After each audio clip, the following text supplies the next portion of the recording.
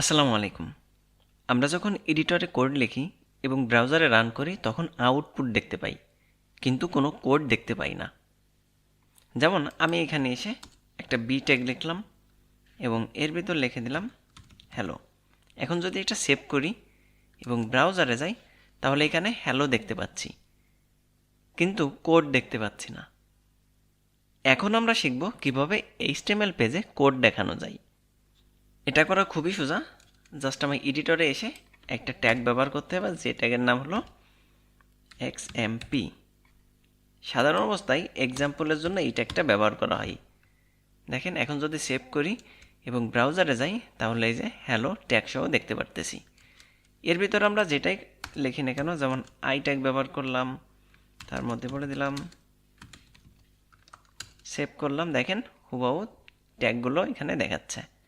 তবে একটা বিষয় মাথায় রাখবেন, HTML5 এক্সাম ট্যাগ ব্যবহার করতে নিরুৎসাহিত করে। অর্থাৎ HTML এর শেষ ভার্সন বলে যে আমরা যেন এক্সাম ট্যাগ ইউজ না করি।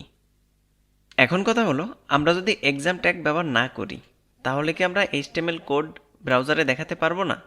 হ্যাঁ, পারবো। কিভাবে? আমরা এখানে এসে এই বি ট্যাগটা ব্যবহার করলাম এবং দেখেন এখানে আউটপুট দেখতে পাচ্ছি। কিন্তু আমরা যেটা করতে পারবো আজকে কোডের মাধ্যমে, অর্থাৎ আমরা এখানে অ্যাম্পারসন এলটি মানে হলো লেস দ্যান, মানে যেখানে যেখানে লেস দ্যান থাকবে সেখানে ব্যবহার করতে হবে অ্যাম্পারসন এলটি। এই যে অ্যাম্পারসন এলটি, যে জায়গায় লেস দ্যান ছিল ব্যবহার করছি, আর এই গেটার দ্যানের জায়গায় আমার লিখতে হবে অ্যাম্পারসন জিটি মানে হলো গেটার দ্যান এবং সেমিকলন।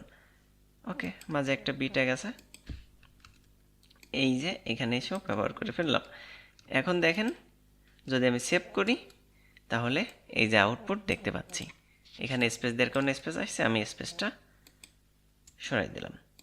তাহলে বুঝতে পারছেন যেখানে লেস দ্যান হবে অ্যাম্পারসন এলটি মানে লেস দ্যান, আর যেখানে গ্রেটার দ্যান হবে অ্যাম্পারসন জিটি এবং লাস্টে সেমিকলন দিয়ে দেব। তবে আপনারা চাইলে এক্সাম ট্যাগও ব্যবহার করতে পারেন, কারণ এটি এখন পর্যন্ত সবগুলো ব্রাউজারে সাপোর্ট করে। তো আশা করি আপনারা বুঝতে পারছেন। যদি কোনো কোয়েশ্চেন থাকে অবশ্যই কমেন্টস করবেন। আল্লাহ হাফেজ।